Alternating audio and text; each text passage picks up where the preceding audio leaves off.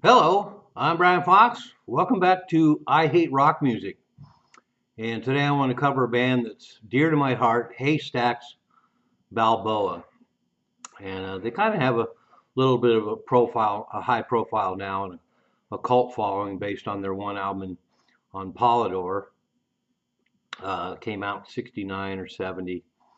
But really interesting band. And I decided that there's a kind of a kinship with Haystacks Balboa and early Blue Oyster Cult when they were called the Stock Forest Group, and bands like the Vagrants that eventually kind of turned into Mountain. They really kind of had a unified sound in a way, and a lot of it had to do with having a Hammond organ player and keyboards. And so I find a lot of kinship in that area. I think Bull Angus might have been from the same area, and they have that same kind of sound, but really interesting. They were named after a popular pro wrestler at the time named Haystacks Balboa. So that's where the name comes from. But there's a couple of local bands called the Tangerine Puppets and Umbrella, which seems to be the kind of names that would dominate in 1968, 67, 68. And the band was formed in Forest Hills, New York. And so by the time they uh, uh, regrouped from those bands into the band Haystacks Balboa in 1969, they did pretty well. They opened for bands like Led Zeppelin and Procol Harum, Grateful Dead, Santana, Mountain, and I'm sure they would have had a lot of appeal to the audiences that went to see those bigger bands. They got signed to Polydor Records in 1969, and previous to the album coming out, they did a lot of demos, and they're called the Charles Lane demos. And if you go on the Haystacks Balboa website, which is really cool that there's something out there like that now, where we actually get the whole history of Haystacks Balboa. There's a lot of the demos they made originally leading up to the album, and a lot of them are pretty similar to what came on the album, and a couple of songs that didn't end up on the album. But they had a original singer, Larry Cannon, and he's on the demos. But then he was replaced by Bruce Scott, who, as I mentioned in my video about Child Harold, was the singer of the weird psychedelic band from New York called Child Harold. So small world.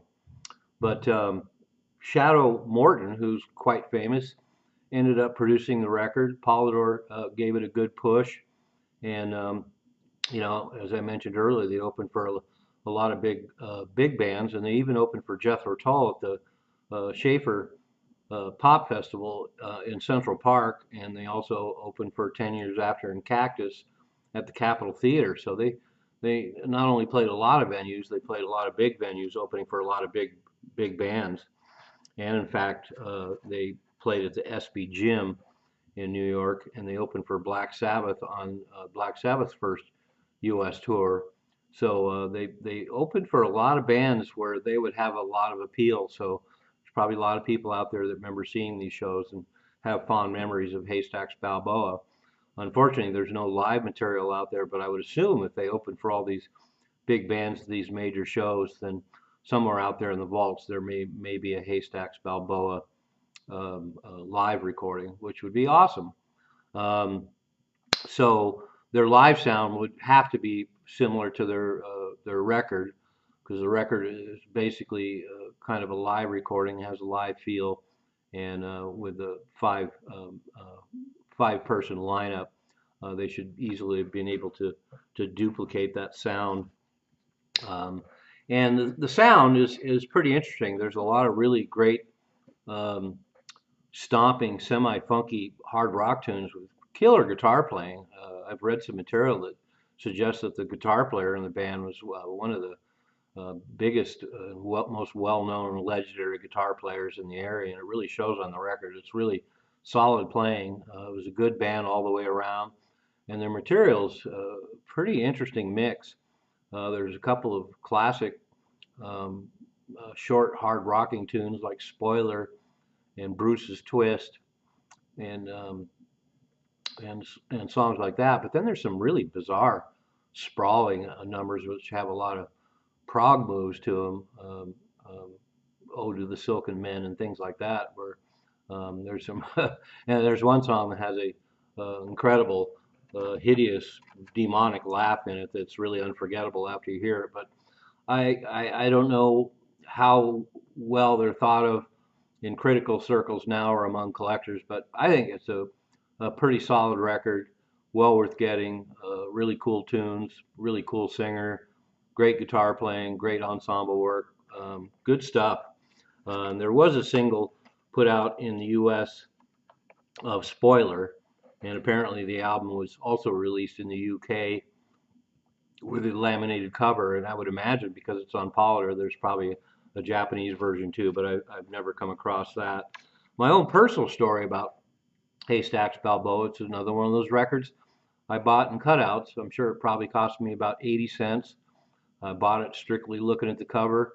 It's got a really disturbing dark art front cover, although the version that came out as a bootleg CD oddly has this gas mask cover. So if you come across this, it's a bootleg, but it's the Haystacks Balboa record, and it's the only way it was available other than the original vinyl for many years. Apparently, there's a remastered CD of it out now with the original cover, which of course is featured in my video thumbnail. But yeah, I came across the record and cover looked cool. Flipped it over. The song title sounded dark and hard rock. I knew it wasn't going to be some kind of wimpy 60s psychedelia or wannabe bands. And the band had that look. You know, five guys and they all look beefy and had good hair and all the things that you would want. And when I bought the record and took it home and heard it for the first time, I was not disappointed at all. So I find it highly recommended if you like that era of music, you like organ-dominated hard rock bands with great guitar work and crazy singing, then this one is for you. And I also managed to scare up a copy of, yeah, this is an actual promo photo from Uni Records and their management company of Haystacks Balboa. So look at those guys. Who wouldn't want a record by these guys? So go out there and get it. Haystacks Balboa, great stuff. I'm Brian Fox. Thanks for watching I Hate Rock Music.